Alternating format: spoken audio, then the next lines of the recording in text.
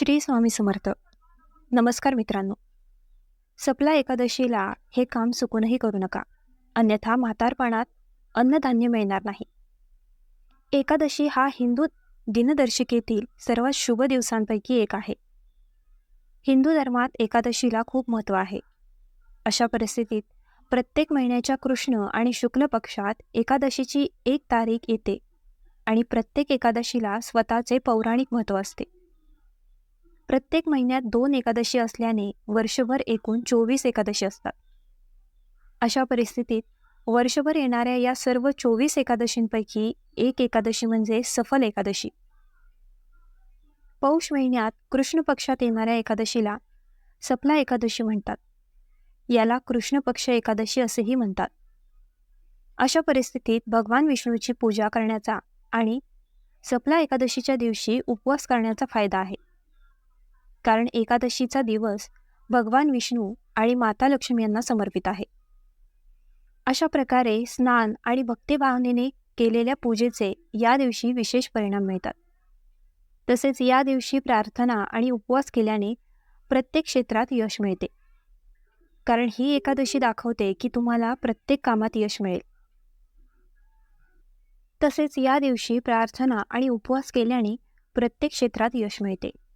कारण ही एकादशी दाखवते की तुम्हाला प्रत्येक कामात यश मिळेल. अशा परिस्थितीत सफला एकादशीच्या दिवशी भगवान विष्णू आणि माता लक्ष्मी यांनी आपल्या घरी यावे अशी सर्व बंधू भगिनींची इच्छा असते. घरात शांतता आणि आनंद राहील, धनसंपत्तीचा आशीर्वाद मिळावा, नशीब आणि आर्थिक स्थिती मजबूत असेल. अशा परिस्थितीत सफला एकादशीला भक्त भगवान विष्णू आणि माता लक्ष्मीची भक्तिभावाने पूजा करतात, उपवास करतात, दान करतात, जेणेकरून जीवनात शुभ परिणाम दिसून येतील आणि घरात सकारात्मक ऊर्जा राहील, आनंद आणि शांती राहील. परंतु तुम्हा सर्वांना हे कळू द्या की शास्त्रांमध्येही अशा काही कामांचे वर्णन केले गेले आहे जे सफला एकादशीच्या दिवशी अजिबात करू नयेत. आणि अनेक भक्त हे काम करतात जेणेकरून त्यांना या दिवशी पूजेचे पूर्ण फळ मिळणार नाही. त्यांना भगवान विष्णू आणि माता लक्ष्मीची कृपा मिळू शकत नाही. त्यामुळे ते दुःखी होतात. घरात नकारात्मक ऊर्जा पसरते, पैसा पाण्यासारखा वाहतो, पैशांचा ओघ थांबतो, कुटुंबात मतभेद होतील आणि वैवाहिक जीवनात मतभेद होतील. त्याचवेळी जो कोणी हे काम करतो तो सद्गुणांऐवजी पापात सहभागी होतो आणि वृद्धापकाळात भाकरीही मिळू शकत नाही. अशा परिस्थितीत या व्हिडिओच्या माध्यमातून मी तुम्हाला सांगेन की 2025 मध्ये सफला एकादशी कधी आहे, उपोषण कधी होणार, पूजा कधी होणार, एकादशीचे महत्त्व काय, सफला एकादशीच्या पूजेची पद्धत काय आहे. त्याचवेळी हे देखील सांगितले जाईल की सफला एकादशीच्या शुभप्रसंगी कोणती कामे अजिबात करू नयेत, ज्यामुळे पूजा आणि उपवासाची फळे निष्फळ होतात आणि जीवन नरकासारखे होते. याशिवाय तुमच्यापैकी अनेक भक्तांनी आम्हाला प्रश्नही विचारला होता की सफला एकादशीच्या दिवशी केस धुता येतील की नाही. तुम्ही तुमचे केस कापू शकता का? या व्हिडिओमध्ये तुम्हाला सफला एकादशीची संपूर्ण माहिती मिळेल. पण त्याआधी जर तुम्हाला तुमचे आयुष्य आनंदी ठेवायचे असेल तर माता लक्ष्मी आणि भगवान विष्णू यांचे आशीर्वाद तुमच्यावर आणि तुमच्या संपूर्ण कुटुंबावर सदैव राहतील. हा व्हिडिओ नक्की लाईक करा आणि आमच्या चॅनलला सबस्क्राईब करा. तसेच कमेंट बॉक्समध्ये प्रामाणिक अंतकरणाने जय लक्ष्मी नारायण, जय लक्ष्मी नारायण असे 3 वेळा लिहून भगवान विष्णू आणि माता लक्ष्मीबद्दल आपला आदर व्यक्त करा. तसेच ही माहिती तुमच्या मित्रांना, भावांना, बहिणींना, वडीलधाऱ्यांनाही द्या, जेणेकरून त्यांनाही ही माहिती कळू शकेल आणि त्यांनाही फायदा होऊ शकेल. तर बंधू आणि भगिनींनो, सर्वात आधी 2025 मध्ये सफला एकादशी कधी आहे हे जाणून घेऊया. उपोषण कधी होणार, पूजा कधी होणार. म्हणूनच बंधू आणि भगिनींनो, यावर्षी 2025 मध्ये 14 डिसेंबरला संध्याकाळी 6:49 वाजता सप्तक एकादशीची तारीख सुरू होईल आणि 15 डिसेंबरला रात्री 9:19 वाजता एकादशीची तारीख संपेल. अशा परिस्थितीत यावर्षी सोमवार 15 डिसेंबर रोजी सपला एकादशी साजरी केली जाईल आणि 15 डिसेंबर रोजी पूजापाठ व्रत देखील केले जाईल. त्याचवेळी व्रतपर्णाची गोष्ट करा. तर व्रताचा उपवास 16 डिसेंबर रोजी सकाळी 7:07 ते 9:11 केला जाईल. याशिवाय भाद्रपद काळ 14 डिसेंबर 2025 रोजी संध्याकाळी 5:43 ते संध्याकाळी 6:51 असेल. अशा परिस्थितीत सपला एकादशी सुरू होण्यापूर्वीच बंधू आणि भगिनींचा काळ समाप्त होईल. कारण 14 डिसेंबर रोजी एकादशी तिथी सुरू होण्यापूर्वीच भद्रकाळ संपतो आहे. त्यामुळे सपला एकादशीच्या दिवशी पूजा किंवा व्रताच्या वेळी भद्रा नसेल. अशा परिस्थितीत तुम्ही कोणत्याही अडथळ्याशिवाय पूजा करू शकता. भक्तांना आता तुम्हाला सपला एकादशीचे धार्मिक महत्त्व सांगू द्या. त्यामुळे प्रिय भक्तांनो, सफारी या शब्दाचा अर्थ समृद्धी असा आहे. म्हणूनच ही एकादशी विशेषतः ज्यांना जीवनात प्रगती, यश आणि विपुलता मिळवायचे आहे त्यांच्यासाठी अत्यंत फायदेशीर मानली जाते. त्यांचे काम बिघडत चालले आहे, आनंदाचे दुर्दैवात रूपांतर झाले आहे. अशा परिस्थितीत सफला एकादशीला विपुलता, सौभाग्य आणि सिद्धीचा दिवस म्हटले गेले आहे. या दिवशी भगवान विष्णूसोबत भगवान श्रीकृष्णाचीही पूजा केली जाईल. त्यामुळे भक्तांच्या सर्व इच्छा पूर्ण होतात आणि रखडलेल्या कामाला गती मिळते. याशिवाय भगवान विष्णूची विधिवत पूजा करून आणि सफला एकादशीच्या दिवशी उपवास केल्याने व्यक्तीला जीवनाच्या सर्व क्षेत्रात यश मिळेल. तसेच या शुभप्रसंगी तुळशी मातेची पूजा केली जात नाही. त्याचवेळी पुराणांमध्ये असेही नमूद केले आहे की जो व्यक्ती या शुभप्रसंगी झोपतो तो त्याच्या सद्गुणांचा नाश करतो आणि माता लक्ष्मी त्या घरातून निघून जाते, ज्यामुळे अलक्ष्मी त्या घरात राहते आणि त्या घरात भांडणे सुरू होतात, ज्यामुळे घरात अस्वस्थता निर्माण होते. तर अशा परिस्थितीत तुम्हाला ही चूक करण्याची गरज नाही. 7 नंबरचे मीठ खाऊ नका. मित्रांनो, हे खूप महत्त्वाची गोष्ट आहे. लक्षपूर्वक ऐका. जर तुम्ही सपला एकादशीला उपवास करत असाल तर सपला एकादशीच्या दिवशी मिठापासून बनवलेल्या वस्तू खाऊ नका. तुम्ही मीठ वापरू शकता, पण रॉक सॉल्ट व्यतिरिक्त इतर मीठ घेऊ नका. अन्यथा तुमचा उपवास मोडला जाऊ शकतो आणि तुमच्या मेहनतीचे फळ अपूर्ण राहू शकते, ज्यामुळे भगवान विष्णू आणि माता लक्ष्मी देखील तुमच्यावर रागावू शकतात. 8वा क्रमांक.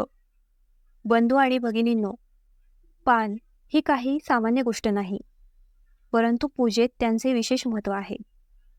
विशेषतः पान हे भोगासाठी वापरले जाते, कारण त्याचा भोग पूजेचे महत्त्व आणखीन वाढवतो. पण मी तुम्हा सर्वांना सांगते की सफला एकादशीच्या दिवशी तुम्ही पान विकत घेऊ नये किंवा खाऊ नये. मद्यार्कयुक्त पेये पिऊ नका. जर तुम्ही असे केले तर भगवान विष्णू आणि माता लक्ष्मी तुमच्या घरात पुन्हा मागे वळून पाहणार नाही.